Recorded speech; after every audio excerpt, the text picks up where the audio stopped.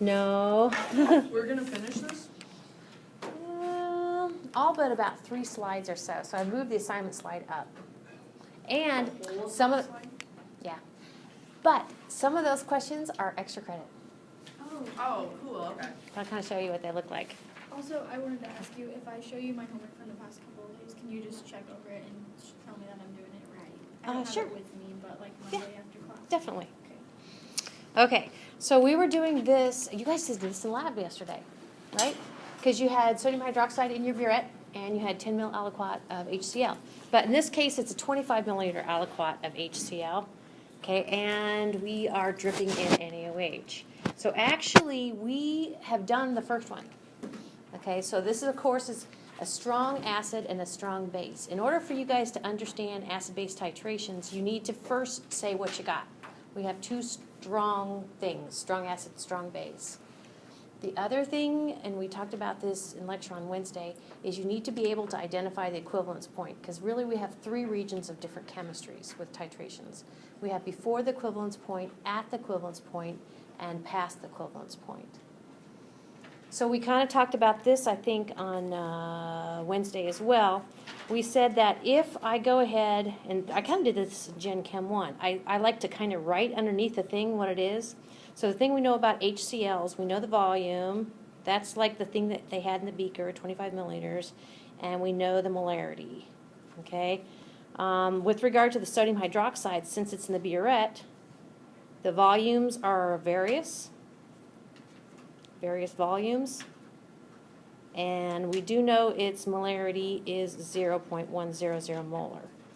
And we kind of talked about this, the fact that since they're the same molarity, okay, and they react on a 1-to-1 basis, then actually the equivalence point is at, when you have dripped in 25 milliliters of sodium hydroxide, you are at the equivalence point. It's just kind of how it works out. Okay, so before the equivalence point, at the equivalence point, and after the equivalence point.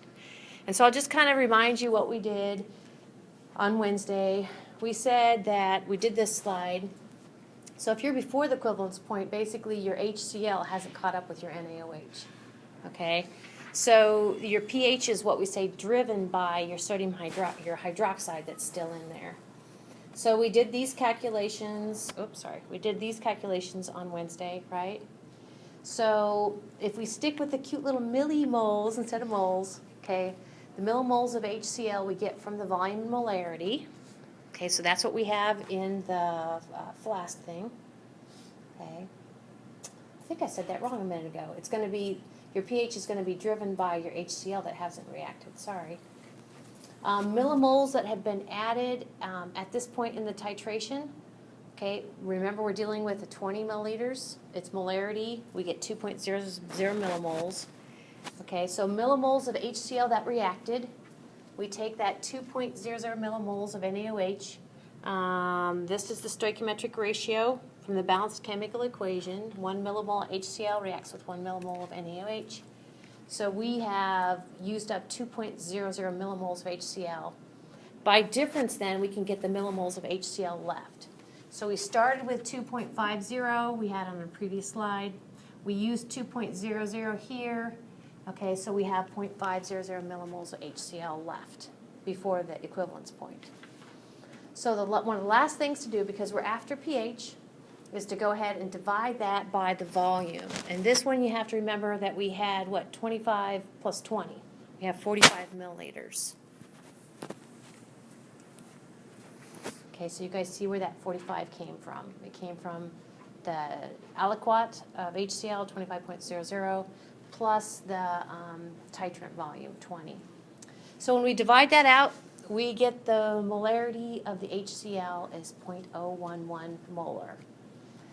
Whew, that's before the equivalence point.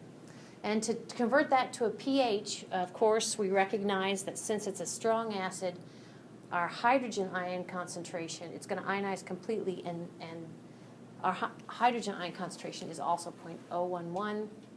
To get that into a pH, then we take the negative log of that. And voila! We got 1.95 is the pH before the equivalence point. Strong acid, strong base. So the next volume is 25 milliliters of titrant added, and we decided that actually is at the equivalence point. So the chemistry there is pretty easy. As long as it's a strong acid and a strong base, this will always be the case at the equivalence point. If either your acid or your base is weak, this is not the case. But at the equivalence point, strong acid, strong base, your pH is right at neutral. Remember, the beauty of a neutral pH, pH 7.00, is the hydrogen ion and the hydroxide ion concentration are equal. It's a beautiful base. So that was the second titration point. The third titration point was, is it 30 mils or 35 mils? 30 milliliters, okay. So at 30 milliliters, you figure, just envision this. It kind of helps for you to kind of look at the big picture of what's going on. When we're past the equivalence point, we've been dripping in sodium hydroxide, and now basically, no pun intended, our pH is driven by our hydroxide ion being in excess. So we can use some of the same millimole numbers that we had before, and it looks like this. So it's a little bit of a bean counting game to come up with your millimoles of OH minus that are driving the pH. So millimoles of NaOH added, of course we're at 30 mils in the titration. So 30.0 milliliters times its molarity of the sodium hydroxide, 0.100 millimoles of NaOH per 1 milliliter. So at that point, we have added 3.00 millimoles of NaOH. And a few slides ago, we said in our aliquot of HCl, we only had, 2.50 millimoles of HCl.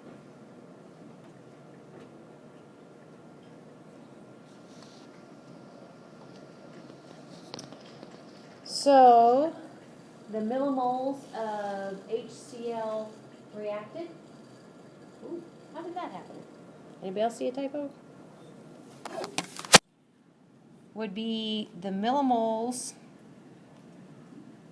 of HCl in our 25 milliliter in our 25 milliliter aliquot that we were titrating. We said there was 2.50 millimoles of HCl. The stoichiometry is 1:1. So that means that those millimoles of HCl have entirely been wiped out and they've reacted with NaOH. So can you see where to get excess NaOH? All we got to do is take the 3.0 and from it subtract the 2.5, or 3.00 from it subtract the 3.00, so from it subtract the 2.50. So millimoles of NaOH that are driving the pH at this point, because that's what we're after, is the millimoles that are dripped in, 3.00, subtract the millimoles that reacted with your HCl, 2.50. So we're looking at an excess millimoles of NaOH of 0.50. So to get the molar concentration of NaOH, and since it's a strong base, also the hydroxide ion concentration, we have to take those millimoles and divide it by the solution volume, which by my count is the 25 mils we started with plus this 30 mils. Does that make sense? So we're looking at, 55 milliliters. So you're just going to have to kind of keep track of that. Don't let that throw you off. So the excess millimoles of NaOH, 0.50. The solution volume, 55.0 milliliters. Rounding to 2 sig figs, the concentration of the sodium hydroxide is goodness, I just got sloppy all over the place. Rounded to 2 sig figs, or I'm just going to go with the 3 I've got up here. Rounded to 3 sig figs, the molarity of the sodium hydroxide is 0.00909 molar. That probably should be 2 sig figs. And like I said, since it's a strong base, that is also our hydroxide ion concentration. So keeping track of what we're trying to do, we're gonna have to take that hydroxide ion concentration and knock out pH. We can do that.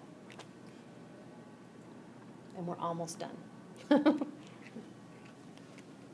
So this is a strong acid, HCl with a strong base, NaOH, the three regions. It's kind of like, I just feel like it's counting beans, counting millimoles.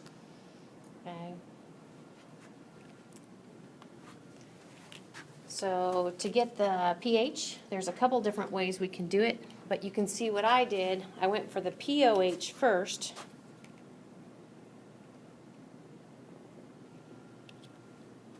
So the pOH is negative log of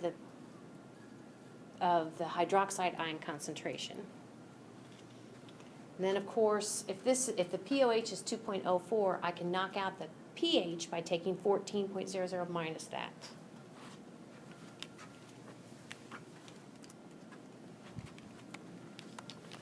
So 14.00 minus 2.04.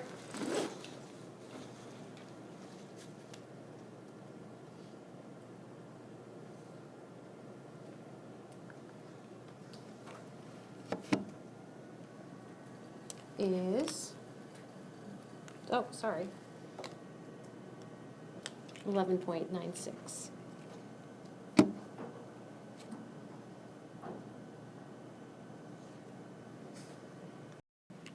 Okay, we said since it's a strong acid, strong base, go back.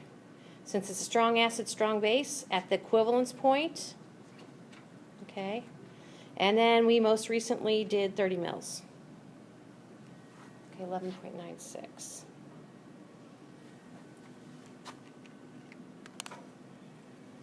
All right. Strong acid, strong base. That's how you do the pH in those three regions. I keep saying that because we're going to switch gears. The other one you did yesterday was this one. In your burette, you used the same sodium hydroxide of known concentration, but you grabbed an aliquot of acetic acid. That's the CH3COOH. And I saw some of your curves kind of look like, instead of being, well, a few things, the inflection point was moved over farther later. No, the inflection point was the same location, sorry, but it was moved up more. Okay, so your equivalence point happened at a higher pH. So let's look at the chemistry here. If we're going to kind of draw things underneath what we got, here's what we got. We have, again, a 25.00 milliliter aliquot. And again, conveniently, it's 0.001 molar. In our sodium hydroxide, it's various because actually that's what's going to be in our burette. And it also is at 0.100 molar. So can you see, because the stoichiometry is 1-to-1, with regard to your strong base and your weak acid, the equivalence point should be the same volume as for your base as your acid. So we're probably looking at an equivalence point, no, we really are looking at an equivalence point at 25.00 milliliters.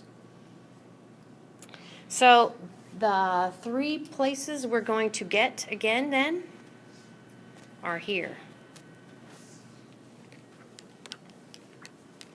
25 milliliters of titrant, in this case, is your equivalence point. Okay, so 20 mils is before EP, equivalence point. 30 mils is after EP.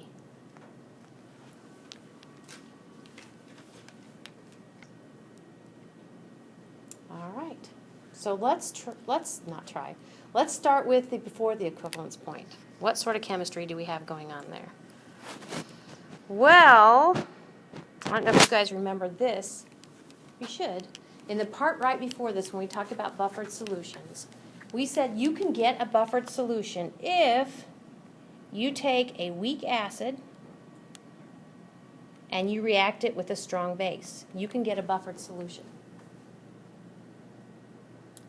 And we said that you get a buffered solution because some of your weak acid is converted to its conjugate base. So let me remind you what the conjugate base of acetic acid is. It's acetate, CH3COO minus. So here we have a conjugate acid-base pair before the equivalence point.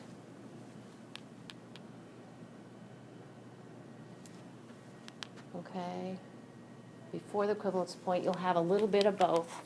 If you have a conjugate acid-base pair, if you have a buffered solution, it should be screaming in your head.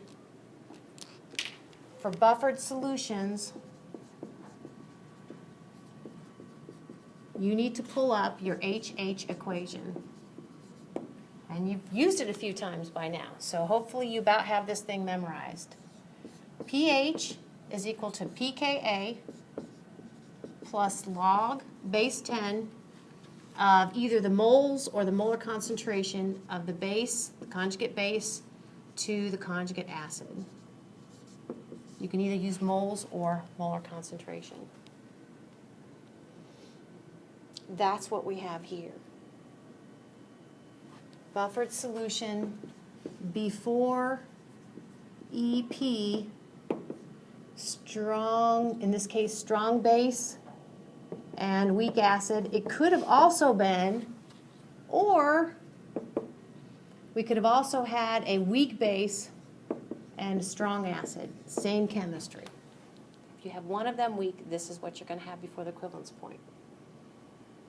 So in this particular case, what I wrote up in green up there, in our HH equation, do you guys buy this? That our acid is actually going to be CH3COOH, and our base is going to be the acetate ion, CH3COO minus. That's what we got going on here. HH equation before the equivalence point because it's a buffered solution, because you have converted some of your weak acid into its conjugate base. So here we go. Count those beans. So before the titrant is added, we turn our attention to the volume and molarity of the weak acid. The volume of the weak acid is 25.00 milliliters. The molarity is 0.100 molar. So it's kind of like the example we did with the HCl and the NaOH. Millimoles of acetic acid is 2.50 millimoles of acetic acid.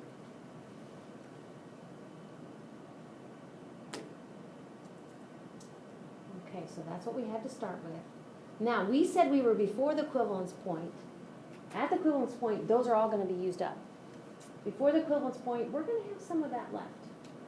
So let's see how much of that we have left. It depends upon how much NaOH we've dripped in at that point. So the millimoles of NaOH added at 20 milliliters look like this. 20.0 milliliters times the molarity of the NaOH in your burette, 0.100 millimoles per milliliter. So we have dripped in the same number of millimoles of NaOH at this point in the titration as we did in our strong acid, strong base example. So picture it this way. Every little millimole of NaOH has been entirely used up. It has actually been consumed to produce that acetate, sodium acetate, and water. Why? Because it's a strong base.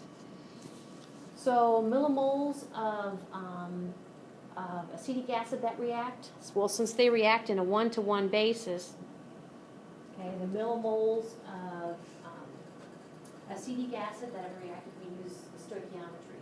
So 2.00 millimoles of NaOH dripped in. The stoichiometry is a one-to-one, so 1 millimole of acetic acid to 1 millimole of sodium hydroxide. So of that 2.50 millimoles of acetic acid you started with, you have used up 2.00 millimoles of CH3COOH. Counting beans, counting beans, count millimoles. All right. So now we can go ahead and knock out the millimoles of acetic acid that are left. I'm going to go ahead and take this HH equation and I'm going to rewrite it, the Henderson-Hasselbalch equation. The pH of a buffered solution is equal to pKa plus the moles of base, conjugate base, divided by, plus the log of, right? Log base 10 of the moles of the base divided by the moles of the acid. That number right there is going to go right there. 0.50 millimoles of CH3COOH. Goes right there in your HH equation. Cool. Well, what else do we need for the HH equation? We need the millimoles of base. That would be your acetate that was formed. We can also knock that out now by starting with your millimoles of sodium hydroxide dripped in. We said it was 2.00. Introduce a stoichiometric coefficient. It's 1:1. 1 millimole of acetate, CH3COO negative, for 1 millimole of NaOH is formed. So 2.00 millimoles of acetate are formed.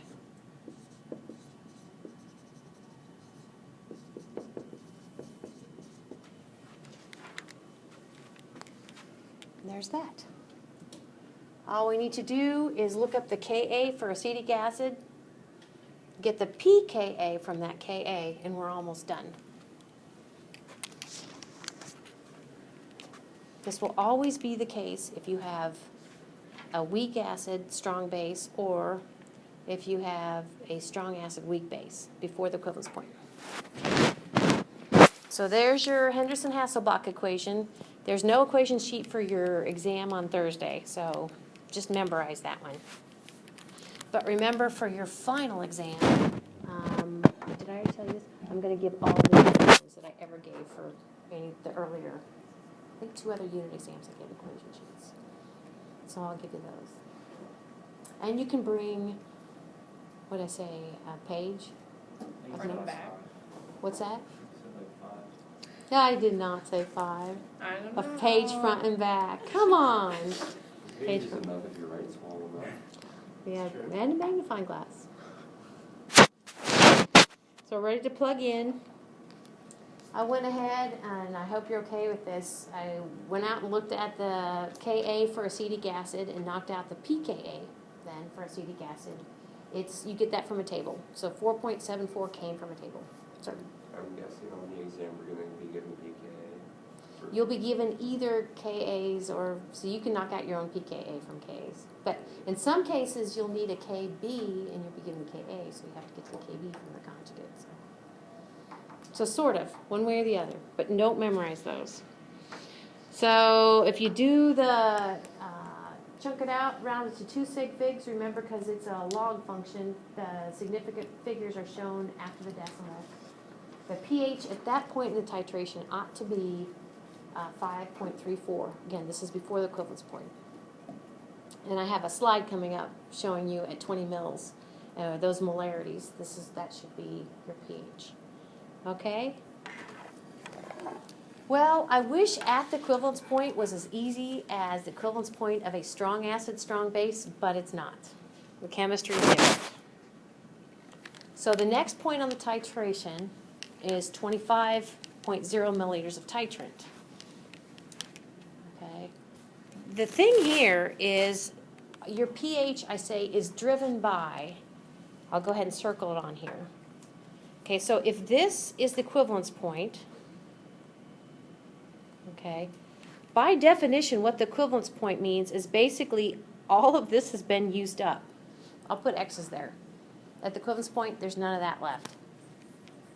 Okay, so the thing driving your pH, quite honestly, is this thing right here. That is driving your pH. You're like, how does that? That's what? The conjugate base of a weak acid. That's the acetate ion. Well, I'll just go ahead and write it down here how that drives your pH. It looks like this. CH3COO minus, the acetate ion, will hydrolyze water, okay, to a certain extent, so I'll put a two-way arrow, and form acetic acid again. The other thing it forms is the hydroxide ion. Okay, this is what's driving your pH at the equivalence point. Okay. So it will be basic, but it's not basic because there's extra hydroxide, because the hydroxide's all used up. It's basic because that rascally little acetate ion, the conjugate base of the weak acid, is hydrolyzing water. And actually, we've kind of worked those problems before, but I'll work it. We'll work it here together. So we need to count our beans, count our millimoles. So when you work a problem like this for homework or for your unit exam, you need to show me your logic. By showing me your logic, that actually helps you know where you're at. Okay, so again, we know how many millimoles of NaOH we've dripped in by doing this little problem. So at this point in the titration, we were looking at 25.0 milliliters. The molarity of the sodium hydroxide is 0.100 millimoles per milliliter. So we have dripped in 2.50 millimoles of NaOH. And so I bet you buy this one is one we've done a few times.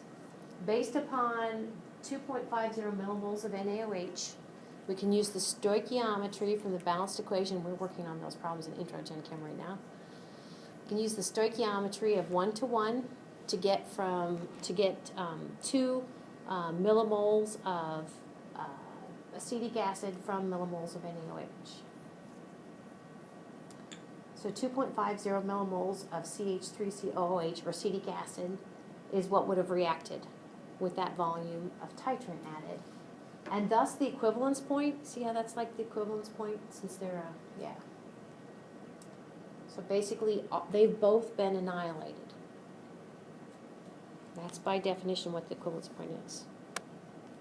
So not so surprising then, the millimoles of CH3COOH is 0, because it's 2.50 what you started with, minus 2.50 what reacted.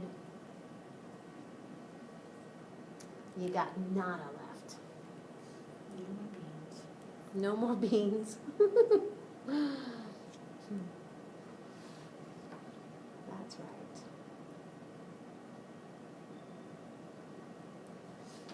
But it's not pH 7. The reason it's not neutral, like I said, is because you have that rascally acetate ion doing the hydrolysis that I showed a minute ago.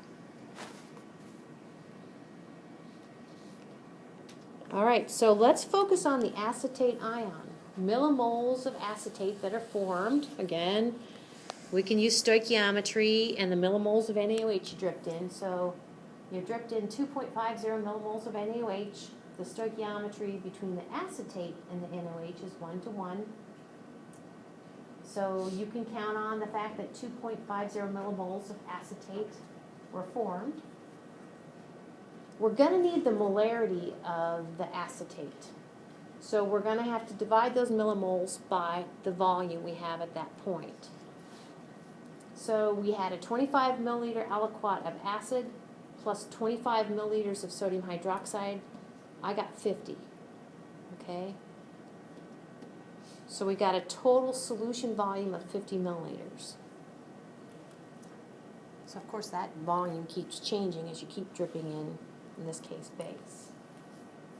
So I can get the molar concentration of the acetate by taking the millimoles of acetate form, 2.50 millimoles, divided by your total solution volume, which is 25 plus 25, or 50.0 milliliters. Rounding to 3 sig figs, I hope. Okay, so the molar concentration on the product side, it wasn't annihilated, right, of your acetate ion, which is driving your pH, is 0.0500 molar. Now, you're going to have to remember a few lectures ago, a few homeworks ago, because I saw you guys do this. Basically, we are going to need to create an ice table for that.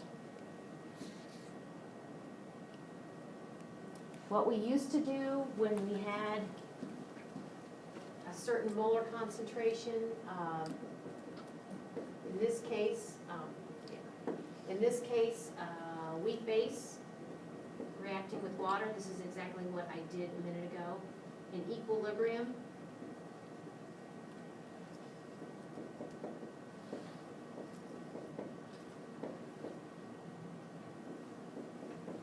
this is why it's basic. Right here's why it's basic.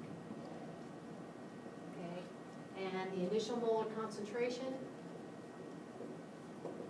0.0500 molar. That's it.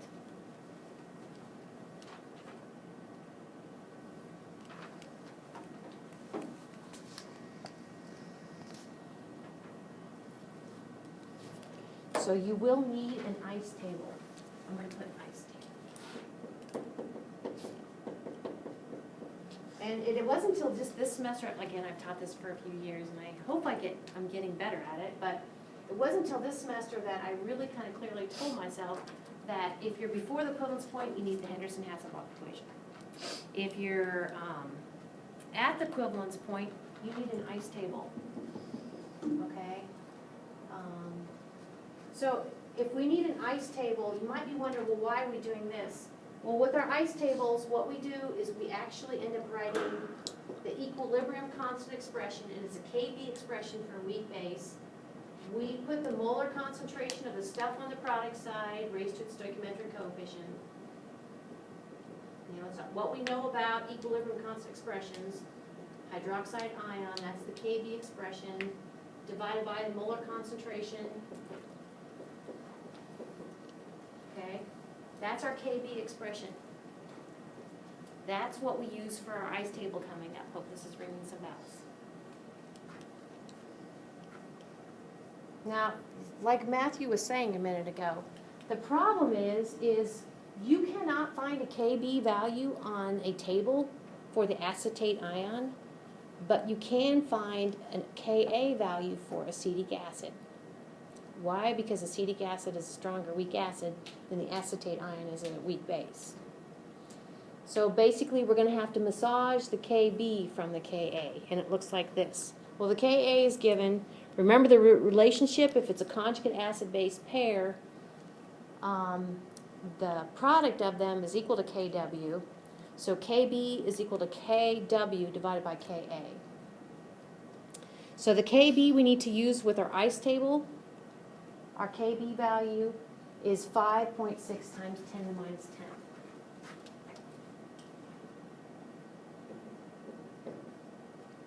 Put another way, this value right here, we had to get from Ka for acetic acid. That's always going to be, that will always be the case.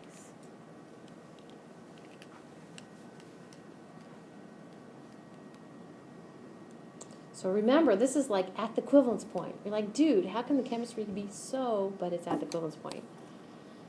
Of, in this case, a strong base, sodium hydroxide, and a weak acid, acetic acid. Okay? So like I said, I tried to kind of warn you. What's driving the pH is the formation of the acetate ion. And we know the molar concentration is 0.0500 molar before it ionizes to just a certain extent. So that actually, and I've talked to Andrew about some of the problems you guys have been working. That will be the initial molar concentration of your acetate ion. It will hydrolyze to a certain extent, forming acetic acid and the hydroxide ion, which will make it basic. So there's your Kb expression. And then what I did from here at my office is kind of deviate from the slides a little bit. So here's my ice table, I think.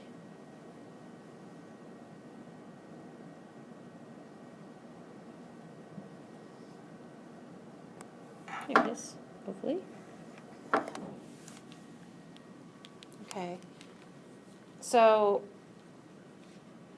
here we go. Ice table. So we go ahead and just letting you know that acetate ion, the initial concentration is the 0.0500 molar that we came up with our calculations. So we need 3 columns, and here they are. You need your acetate ion, your acetic acid, and your hydroxide ion. Of course, that last column, the molar concentration of the hydroxide ion, that is what you're going to get the pH from that. Initial change in that equilibrium. Initial for the acetate ion is 0.0500 molar. Initial for the acetic acid, zilch at this point. Hydroxide ion, also zilch. The change is going to be minus X plus X plus X. And then to get the equilibrium concentrations, we take the initial and apply the change. So at equilibrium, we have molar concentration of the acetate ion, 0.0500 minus X. For acetic acid, X. And for the hydroxide ion, which is making our pH do what it's going to do, it's also X. Our simplifying assumption, if X is much smaller than 0.0500, by the way, I like what you guys are actually stating, your simplifying assumptions. Keep up that good work. If X is small, then 0.0500 minus X is approximately equal to 0.0500. Then we're ready to plug into our KB expression. So up there, our KB expression simply becomes X times X, which is acetic acid times the hydroxide ion, divided by the acetate ion, which we said it simplified to 0.0500, okay, is equal to KB. And the KB is the one that we came up with from the KA. And we're almost there. So I'll go back to the lecture notes. Okay, so your lecture notes look something like this. Without the ice table, it's the same information. Okay, if we let X, the change, since the stoichiometry is 1 across the board, we can let negative X basically be equal to the change in the acetate ion, plus X is the acetic acid, plus X is the OH minus. So then this was our last row on our ice table. The acetic acid is X, the hydroxide ion is X, and the acetate ion is that 0.0500 minus X. We're going to apply the simplifying assumption there to make that boil down to 0.0500. Plugging into our KB expression, it looks like this. Okay, solving for X.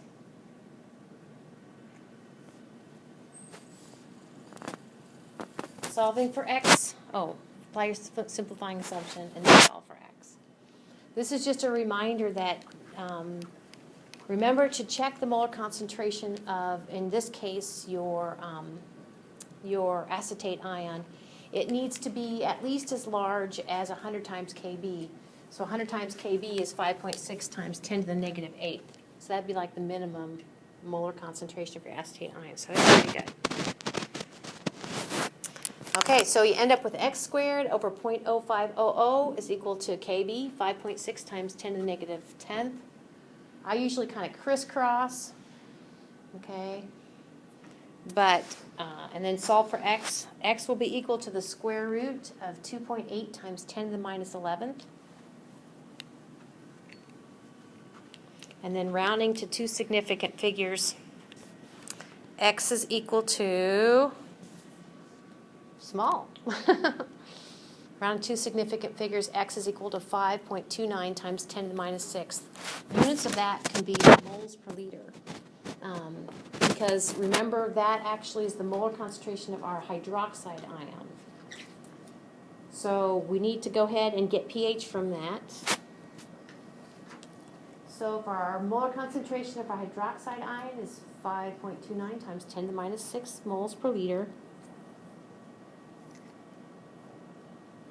We can get, I can't remember which way I got, there's different ways to do this. Again, I think this is what I did in the earlier problem. We can go for the POH. That would be negative log of the hydroxide ion concentration, 5.29 times 10 to the minus 6. Rounded 2 sig figs, that's 5.28. Almost done.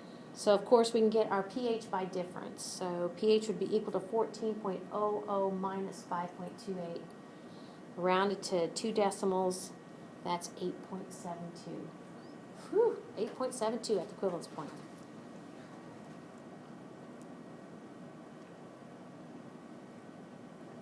So you'll use an ice table at the equivalence point if you have either of those combinations. Strong base like we have here, weak acid, or a weak base, strong acid. So I don't have a whole lot to, I'm just going to kind of refer you back to the titration with HCl instead of acetic acid. The thing at 30 milliliters after the equivalence point is the pH is just going to be entirely driven by the extra hydroxide ion that you have in there. Okay? So it will be exactly like that.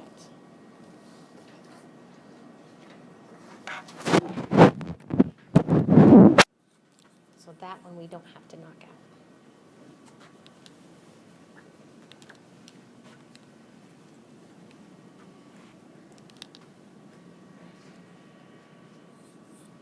Okay, so if you want to go back a few slides to where we had 30 mils of NaOH titrating with the HCl, that's what that would look like. Okay. So question number 4 or calculation number 4 on the second part of yesterday's lab. You were supposed to use your titration curve. Let me go ahead and kind of show you what I saw, you guys. I like those lab quests. Our new lab quests are really cool. So if this is volume of NaOH, okay, and this is pH, okay, I saw something that kind of looked like this. It kind of had, and then it kind of had a sharp curve like that. So the half neutralization point is basically, you guys did a good job, or going to do a good job. If you kind of look for the symmetry halfway here, okay, that actually there is your equivalence point. The equivalence point is neutralization point. It's the same thing. That has a particular volume, okay?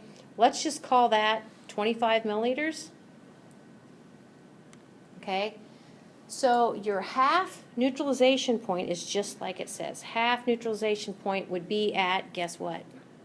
12.50 milliliters. That is your half equalization point.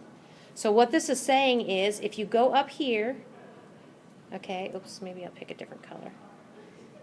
If you go up here, okay, find it on your curve. And if you go back to whatever the pH corresponds, okay, this pH, that pH right there, is equal to the pKa of the acid. That's what that means. Half neutralization point.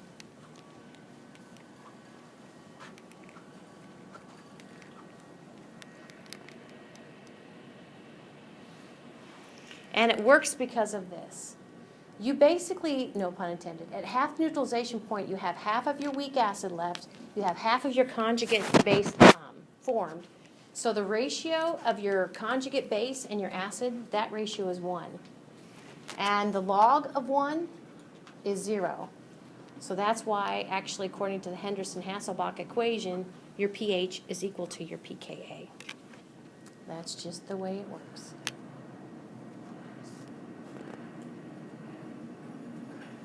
So we can go and we can find the points that we did in class. They should match up.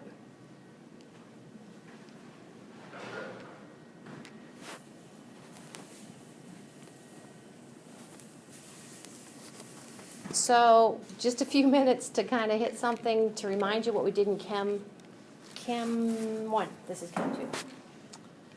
So can you come up with the equivalence point for this titration?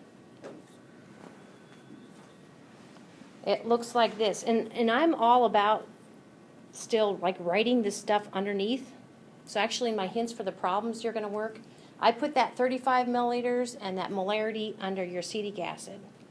35.0 milliliters, because sometimes it just looks like mush to me.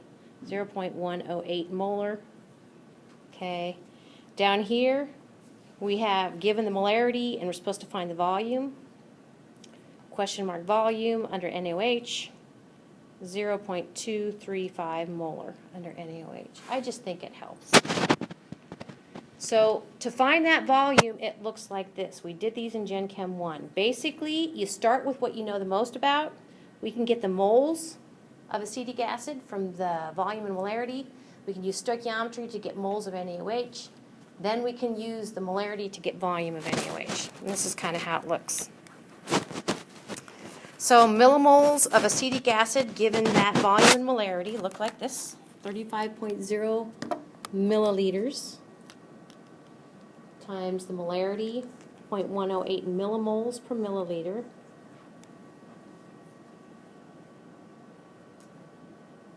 Gives you 3.78 millimoles. The next thing we're going to do is kind of a straightforward thing. We're going to go from millimoles of acetic acid to millimoles of sodium hydroxide using the stoichiometry.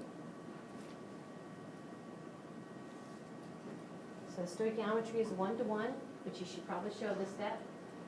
3.78 millimoles of acetic acid times 1 millimole of NaOH over 1 millimole of acetic acid means we have 3.78 millimoles of NaOH need to be dripped in at that point. The last thing is to use the molarity of NaOH to get to volume. So 3.78 millimoles of NaOH, and the molarity is 0.235. So 1 milliliter per 0.235 millimoles. So you must need, you're looking at an equivalence point volume of 16.1 milliliters.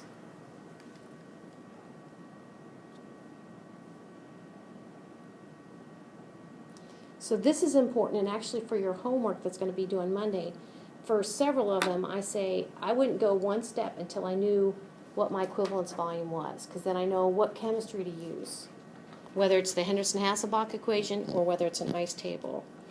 So if you look at your last slide, it looks like this. Well, not exactly like this. But notice that, and I'll circle in red what's extra credit. We'll try that. Okay, these, like 35 is extra credit, 39 is extra credit, and 44 is extra credit. And don't do 45 yet, because we'll get to that on Monday.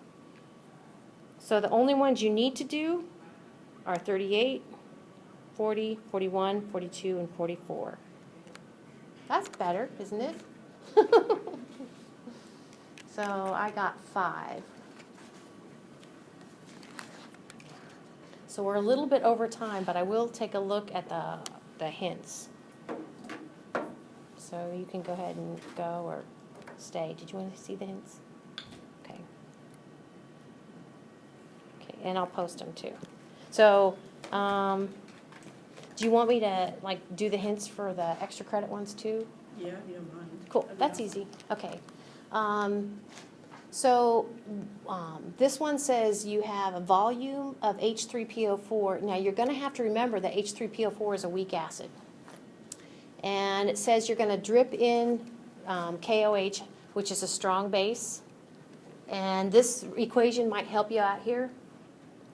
Basically, it says it's going to go, we talked about polyprotic acids, and phosphoric acid is an awesome polyprotic acid. It can kick off actually 3, okay, but we're only talking about it kicking off 2. So if it kicks off 2, this is the balanced chemical equation that we're dealing with. And it says, what is the molarity of the weak acid? So kind of like I suggested before, I kind of write stuff underneath the stuff.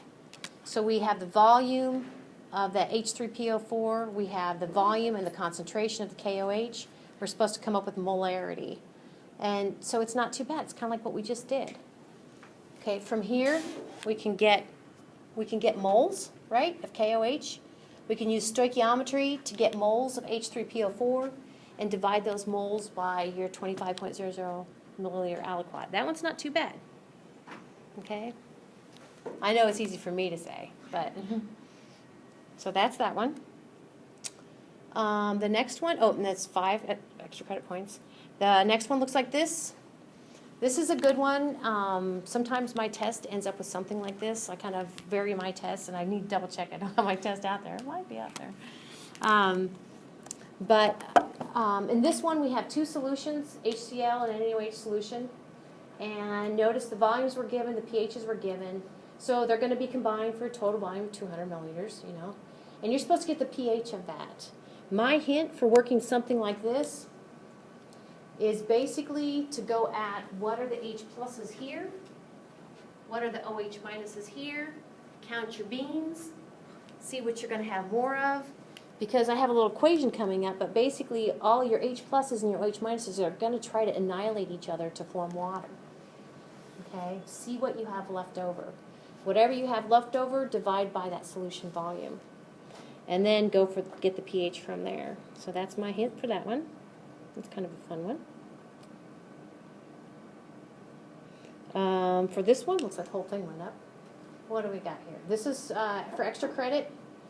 Calculate the pH at 2 volumes of titrant. So it looks like we have what? A strong acid, HCl, and a strong base, KOH. So this is kind of what we did with NaOH and the HCl. Okay, so this should be very similar to that. Count the beans. And 40 is similar to 39. So again, you have a strong acid and a strong base. But 39, the reason I made it extra credit is because you have the answers to 39 in the back of the book. Isn't that mean? So 41 looks like this. HNO2 now is a weak acid. The OH minus actually is coming from sodium hydroxide. It's similar, though, to instead of HNO2 when we did acetic acid. So this is where I said I think one of the only ways to work this is to go ahead and knock out the I would suggest finding your equivalence volume first. And then you know if your 10 and 20 mils are before or after your equivalence volume. So I remind you what we just talked about. If you end up with a volume that's before your equivalence point, you're going to have a buffered solution. If you end up at the equivalence point, then in this case, the thing driving your pH is going to be that conjugate base of HNO2. You're going to have to use an ice table. Okay? After the equivalence point, which probably isn't, it's all driven by adding that strong base. This one's similar to, yep, similar.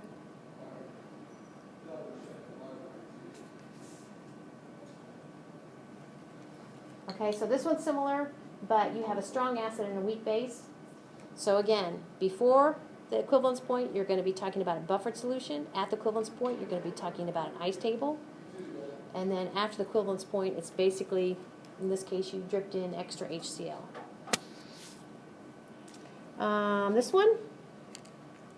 This one is not worth extra credit. I'm just looking for you to do it. I thought it was interesting. They have a generic acid. They call it HA. That asks it to be either a strong acid or a weak acid.